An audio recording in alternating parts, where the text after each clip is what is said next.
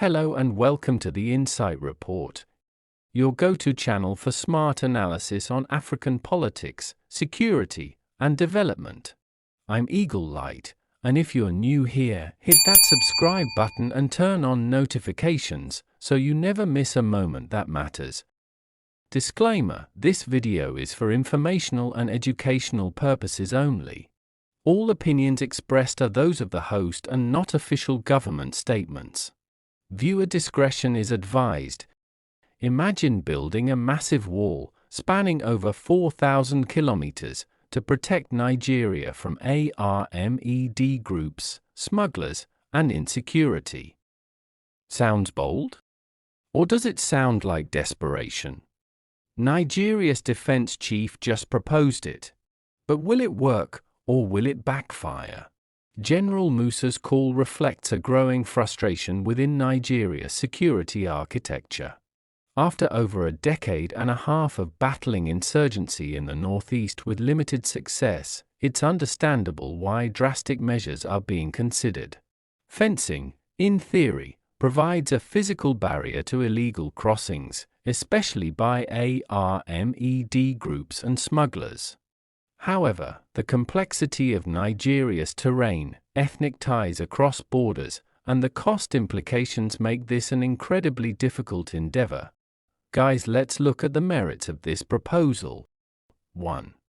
Improved border control. Fencing can help limit the movement of insurgents and contraband, which often fuel violence in northern Nigeria. 2. Deterrence effect. The physical barrier can act as a psychological and logistical deterrent to groups like Boko Haram and B.ad. 3. National security focus. It sends a strong message of sovereignty and could force both local and international stakeholders to take border security more seriously. 4. Better surveillance. If combined with modern surveillance systems, e.g., drones, sensors, a border fence could improve intelligence gathering. Looking at the demerits of this proposal. 1. High cost. Fencing thousands of kilometers, with Nigeria sharing over 4,000 kilometers of land borders, would require massive financial outlays that the country might struggle to sustain. 2. Porous terrain. Nigeria's borders cross rivers, mountains, and forests. In many areas, fencing is not just difficult, it's nearly impossible. 3. Disruption of communities. Many ethnic groups live across Nigeria's borders. A fence could split communities, disrupt trade, and deepen social tensions. 4. Limited effectiveness. Militants often find ways around fences, e.g., tunnels, bribes, or attacking entry points. Without robust man security and tech, fences alone won't stop infiltration. 5.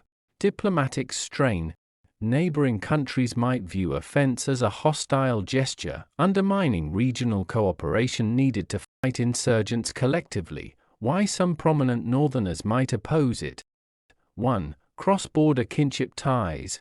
Many northern elites have cultural and even economic ties with communities across the borders in Niger, Chad, and Cameroon. A fence could damage these relationships. 2. Regional trade and livelihoods. Northern Nigeria's economy depends heavily on informal cross-border trade, including livestock and grain. A fence could disrupt these livelihoods. 3. Political considerations. Some northerners may see the proposal as a form of regional isolation that doesn't address the root causes of insecurity, such as poverty, governance failure, and radicalization. 4. Fear of marginalization. There's concern that such drastic military-led solutions prioritize control over dialogue and development, potentially further alienating already vulnerable regions. Countries that have fenced their borders, and the results. 1. India, Pakistan, India, Bangladesh. Effect: reduced large-scale infiltration and smuggling in some areas, but ongoing disputes and local resistance persist. Smuggling and illegal crossings continue despite fencing. 2. Israel West Bank Gaza. Effect, credited with significantly reducing suicides during the Second Intifada, but highly controversial due to human rights concerns and geopolitical tensions. 3. USA Mexico. Effect, partially successful in deterring illegal migration in some zones but led to human rights outcry, environmental damage, and more migrant crossings. 4. Saudi Arabia. Iraq. Effect, helped Saudi Arabia isolate itself from regional instability, though less effective without complementary regional intelligence sharing. 5. Pakistan, Afghanistan. Effect, limited militant crossings, but created political tension with Kabul and affected nomadic tribes and cross-border communities. In Borno State, where Boko Haram's violence has been most intense, insurgents often cross into Nigeria from Cameroon's Mandara Mountains. Locals often say they vanish into the hills, referencing cross-border escape routes. Sokoto and Katsina, which border Niger, have experienced surges in B.ad from across the border, highlighting the security vacuum. Livelihoods.